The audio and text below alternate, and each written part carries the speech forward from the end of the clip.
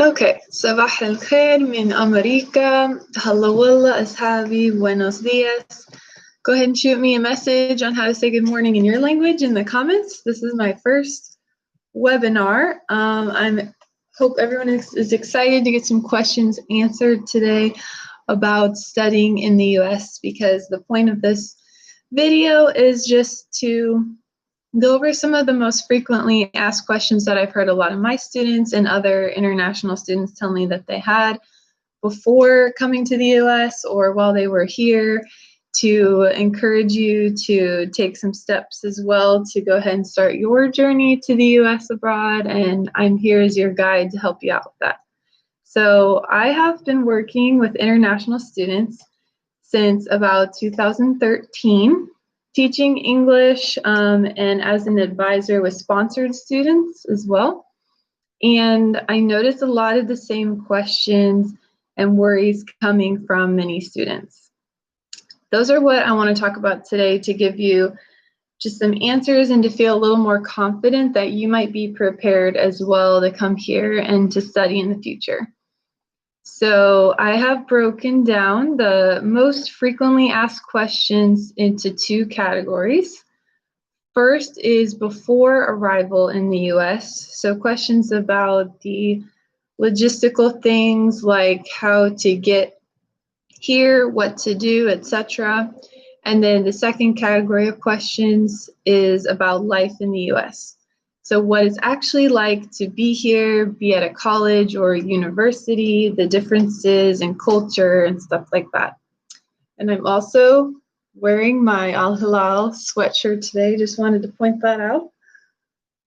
Okay, so let's start with some of the questions about before arrival. So right now is kind of a weird time just in the whole world. And so I think a lot of people are wondering, how can I come to the US during COVID-19? What is the current situation at universities for international students? So back in March and April, many schools closed in-person classes and went completely online. So students had the option to go home and study from their own country online, or stay here and just wait it out. So everyone kind of thought it would be temporary, but of course it's lasted longer than we originally thought. So sponsored students in particular had to follow the rules of whatever their sponsor or government was telling them to do. Some said the students could not attend online courses and that it would be against their scholarship rules to do so, but that has pretty much changed since then. Some students, let's see. Okay, so there's two people here, but I don't know who the other one is. Anyway, okay, so some students continued studying online, some came back to the US, and some just stopped studying completely and are planning to study later in the future, come back to the United States in the spring or next summer to continue their program. Also in the summer, there was a decision to not allow international students to study in the United States unless their school offered in-person classes, so not online. And that was kind of a scare for a while because a lot of universities didn't think they would be able to do that just with the pandemic, and that has changed as well. So schools now have different systems of how they're handling COVID-19, but most of them have hybrid classes, meaning they have some online and some in-person components. So the next question that I've heard a lot is, if I want to study in the US, but I don't speak English or I don't speak English well, what do I do? And that is perfectly okay. I'm telling you that as a former advisor for ESL, or English as a Second Language students, for 3 years. And many of my students came with almost zero English knowledge. very basic English. They attended the English Language Institute, and I got the opportunity to see them go from zero English or very basic English to being able to talk to me and read and write very well in English. So you can do that too. And if you will study an academic program in the US, like math or engineering or chemistry, it's a good idea to find an English school at the school you want to do your degree at, so you can transition easily from English to your academic program. You'll already have friends at the school, you'll know the area, so it'll be a lot easier for you if you can find an English language institute at the school that you already want to attend. And then if you just want to come to the US to study English only, that is your goal, then there's a lot of options for that too. So the next question that I'm going to go over is, what is the application process? So how do you actually start once you have looked around at all the schools and your options for coming here? How do you actually start your application process to be accepted or admitted to a school? And this depends on what type of program that you're interested in, but the basic requirements to apply to a college or university in the US is that you must be at least 18 years old, usually, unless you're studying just English. Sometimes you can be a little bit younger than 18. You have completed high school in your country or another country. You have completed a bachelor's degree if you are doing a master's degree or a professional program like dentistry or medicine. So you already have to have completed a bachelor's degree in your country, in the United States, in another country, wherever it is.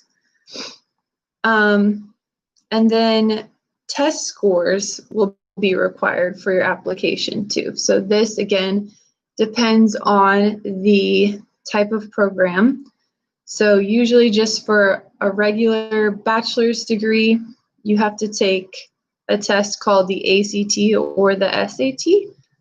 This is an aptitude test, meaning it tests just basic skills like reading and writing, math, science, stuff like that.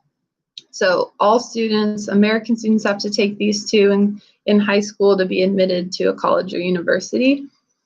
And then the TOEFL or the IELTS or some other English test that the school will require you to submit a score. If you're just studying English, though, you don't have to always submit the TOEFL or IELTS, because that's your intention, is to come here to study English.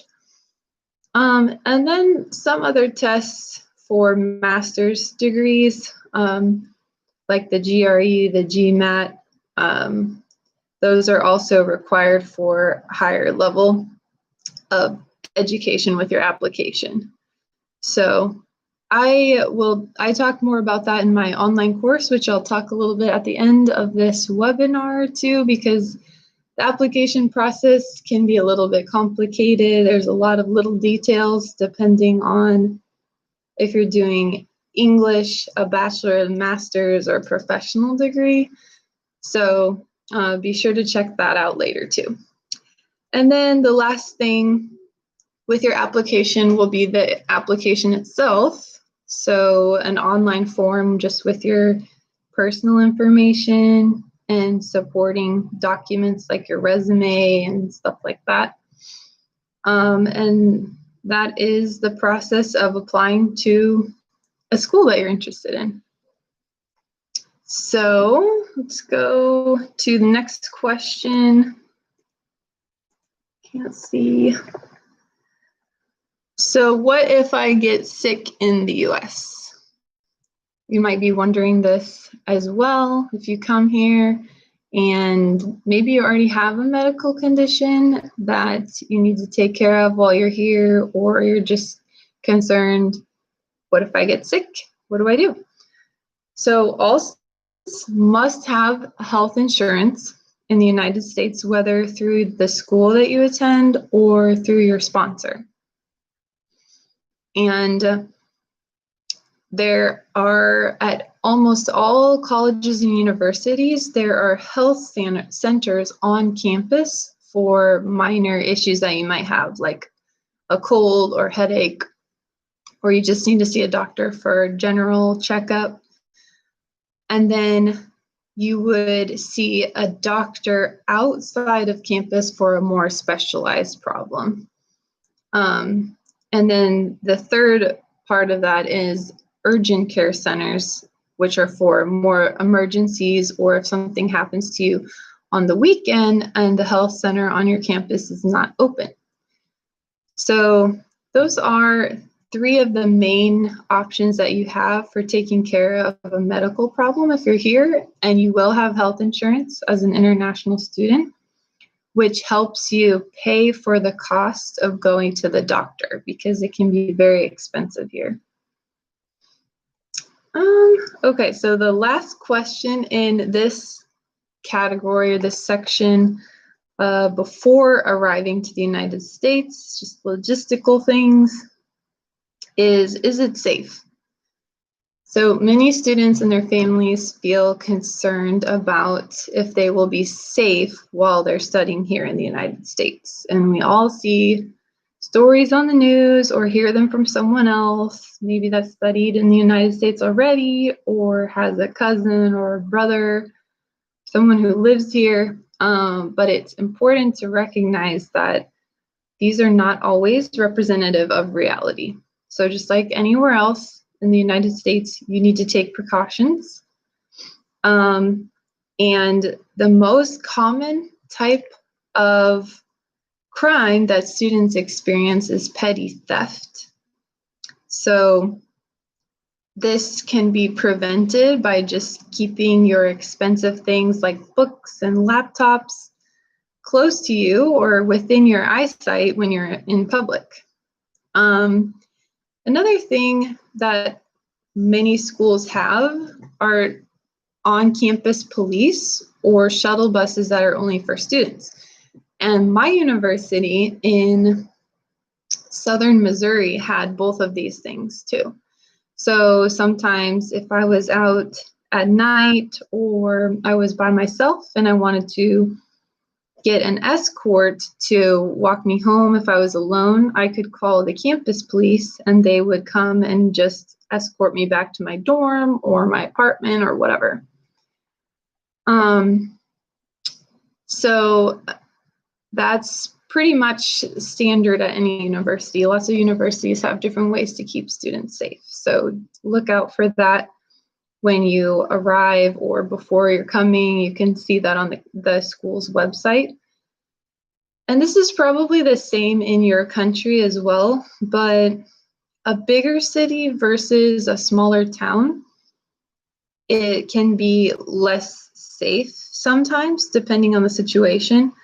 But the area of town that you live in is what makes a big difference. So you really want to do your research and find an area of town that is safer for you to live in if you're going to live off campus, because you can see crime rates on the school's website or the local police station and see where it might be safer for you to pick a place to live.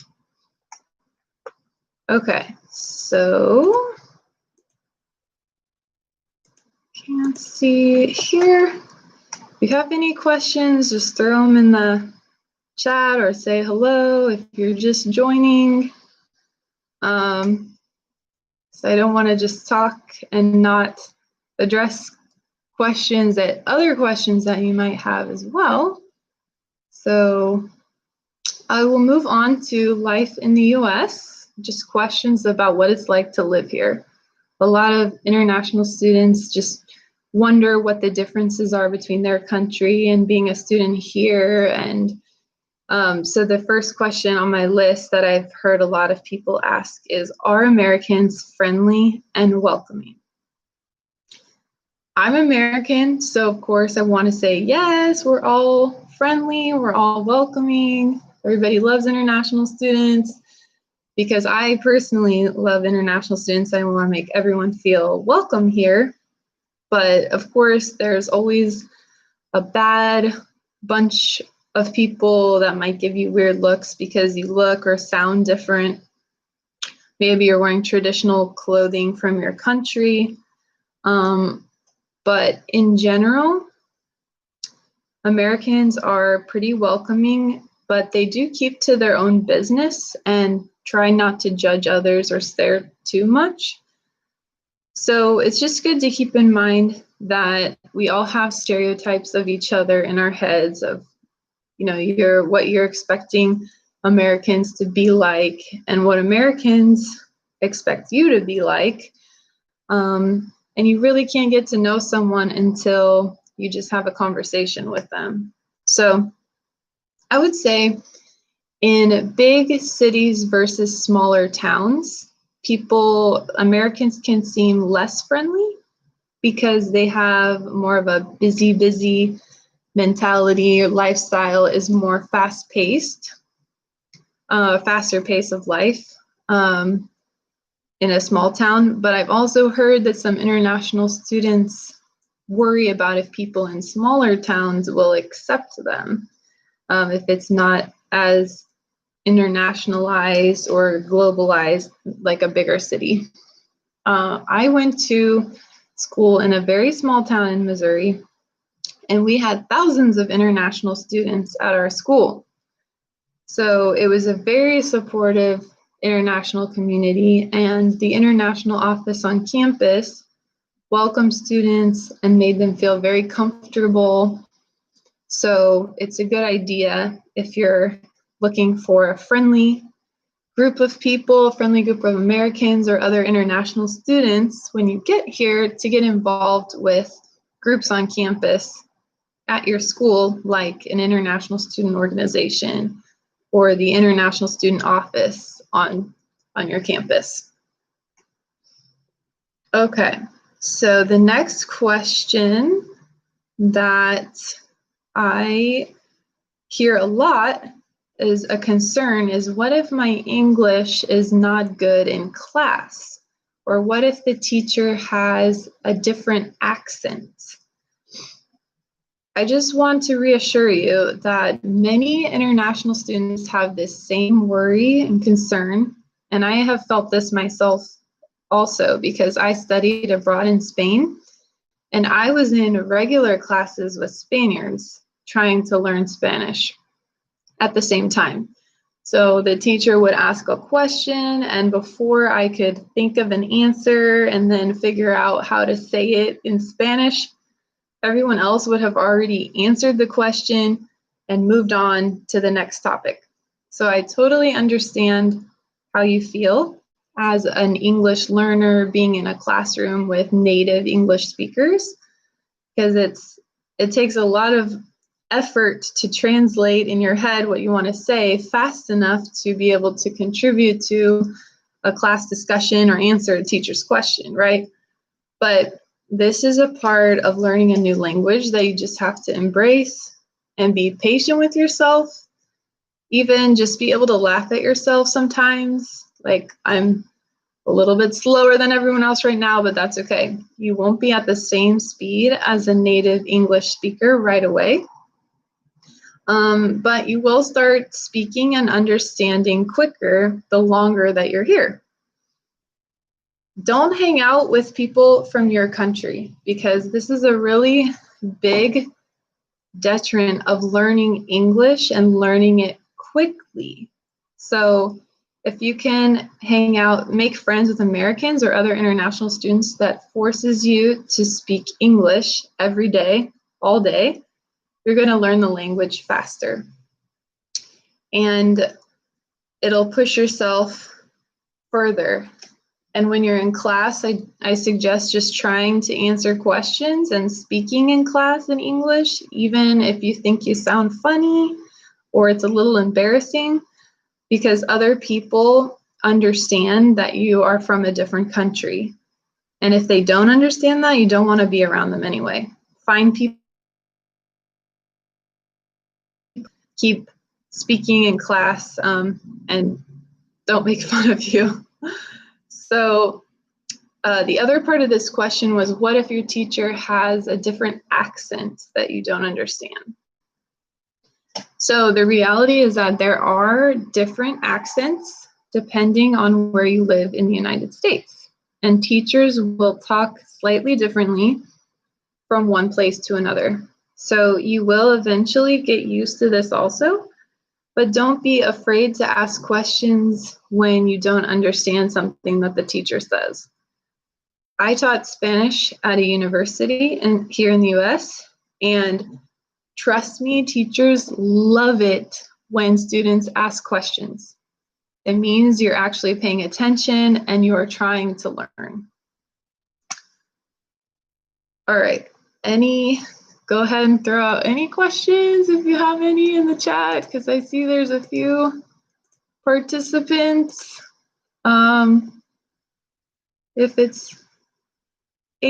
If you're able to. All right, so the next question is, how will I make friends?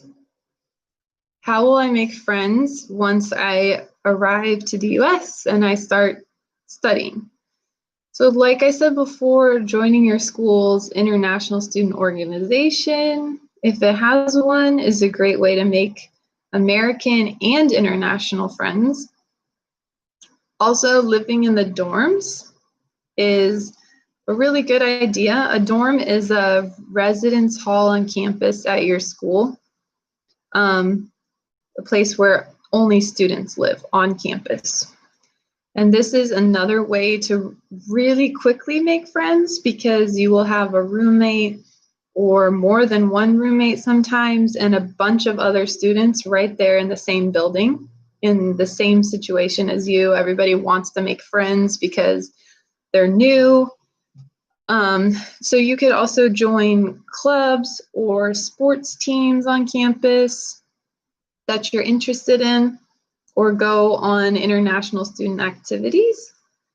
So when I was an advisor for exchange students coming for one semester, and for ESL students, or English as a second language, we would plan local day trips or even weekend trips to see cool things in the area.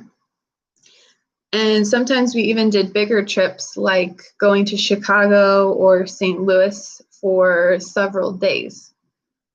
And these activities can sometimes be included in a fee in your tuition amount, and sometimes they cost extra, but I highly, highly recommend that you go on international student activities if your school offers them or your English Language Institute offers them. Okay, so I'm not sure if this chat is active right now or if you're able to type anything in here. Maybe I messed that up, but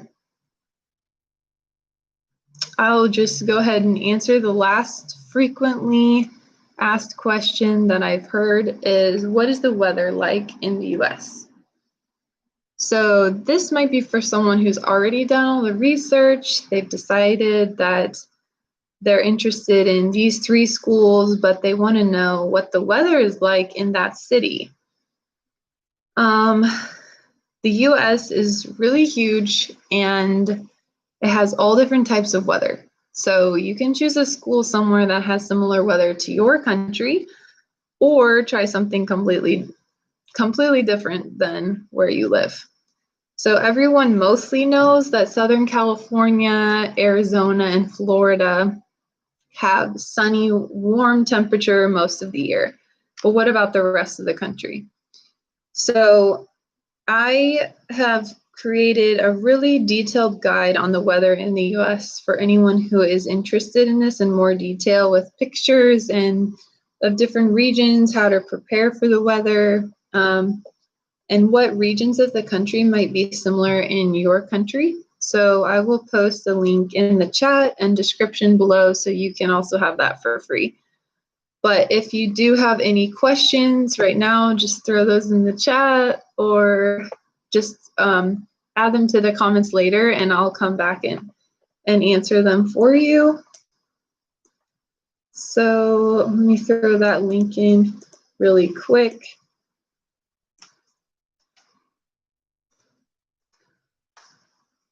So there's that for the weather guide, just in a lot more detail if you want to see all the different regions in the US. So that is pretty much what I have for today. I hope some or all of this information was helpful to you wherever you are right now.